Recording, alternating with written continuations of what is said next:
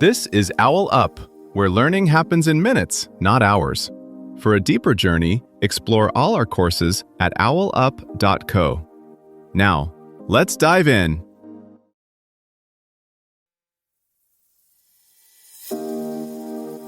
Welcome to Chapter 3 of the History of American Innovation, where we're diving into the Telegraph era and the brilliant minds who literally wired America together. We'll meet the inventors, entrepreneurs, and visionaries who turned long-distance communication from a pipe dream into the internet of the 1800s.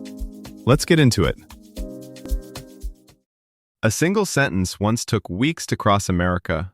Then, almost overnight, it took minutes. In this episode, we drop into a New York newsroom, a Civil War battlefield, and a Wall Street office to follow the crackling clicks that quietly rewired the entire country. By the 1850s, those faint clicks on telegraph sounders were doing far more than racing news across distances. They were redrawing where power sat, who could profit, and how everyday life felt. A rancher in Texas could check cattle prices in Chicago before selling. A small-town banker could confirm a client's credit in New York before approving a loan. Even the timing of when factories paid workers or when ships left harbor began to sync to invisible signals running over distant poles. The wires also created new jobs and strange new skills. Teenage operators in dusty depots learned to hear Morse code as if it were spoken language, sorting urgent orders from idle chatter. Corporations quietly discovered they could manage far-flung branches from a single office, like a conductor leading musicians scattered across the continent. What began as a gadget for messages became the backbone of a new kind of national coordination. Those wires also reshaped how time and distance felt. Before, each town lived by its own clock tower and gossip. After, train schedules, stock prices, and war dispatches pushed Americans to think in shared, standardized beats. A message from hundreds of miles away could change today's decisions, not next month's. As more poles marched along rail lines and roads, 50,000 miles by 1861, 4 times that by 1900, people and businesses began to plan on a larger canvas. Local risks could be hedged with distant news, much as a careful climber checks weather far up the mountain before taking the next step. Western Union sat at the center of this new web. It began as just one of many small firms stringing wire along railroad rights-of-way, but through aggressive buyouts and rate wars, it fused dozens of regional lines into a single, continent-spanning monopoly. By the 1870s, if you sent a telegram in most of the United States, you were effectively handing that message to Western Union. That control wasn't abstract. The company could decide which towns got connections first, which newspapers received fast financial quotes, and how much urgency would cost. That pricing mattered.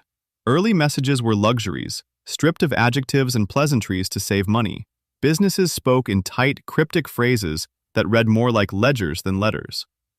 As competition and scale pushed rates downward, new uses appeared.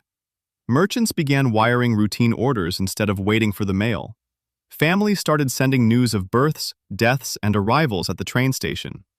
Telegraph offices, often tucked into railroad depots or general stores, became small stages where public and private lives briefly overlapped. A wall of official forms and tariffs beside whispered condolences or hurried stock tips. The same wires quietly reconfigured government.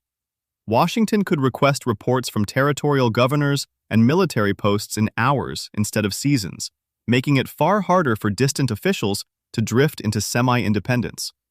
During crises, financial panics, epidemics, natural disasters, state and federal leaders could coordinate relief and policy in something like real time. That created a new expectation.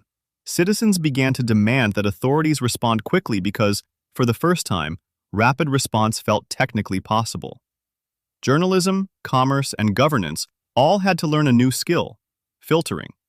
When battlefield updates, price changes, and political rumors could flood in all day, editors and clerks became early information managers, deciding what to print, trade on, or ignore. Their choices shaped what counted as news and which voices reached a national audience. And behind them stood armies of mostly anonymous operators, women increasingly among them by the 1870s, whose proficiency determined whether those distant voices arrived clearly or not at all. Operators turn those abstract clicks into something intensely human. In small towns, the local telegrapher might be the only person who knew that wheat prices dipped at noon, or that a distant cousin arrived safely out west. One operator compared the wire traffic to listening to a crowded train station, not a blur of noise, but distinct voices you learn to recognize by rhythm alone. On Wall Street, brokers treated incoming quotes like musicians reading a constantly changing score. A few seconds lead on a price could mean the difference between profit and ruin.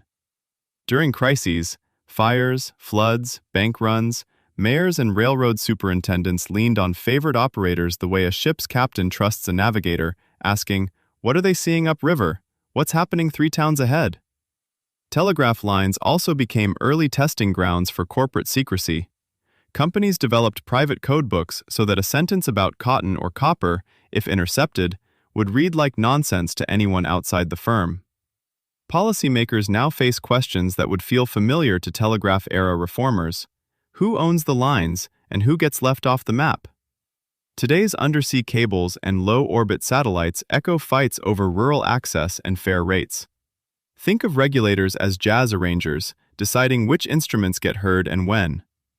Study how Western Union was challenged, and you see templates for antitrust, net neutrality, and public options for basic connectivity. The telegraph age didn't just fade. It left fossils in our language and habits, wire stories, off the record, even the urge to check for updates.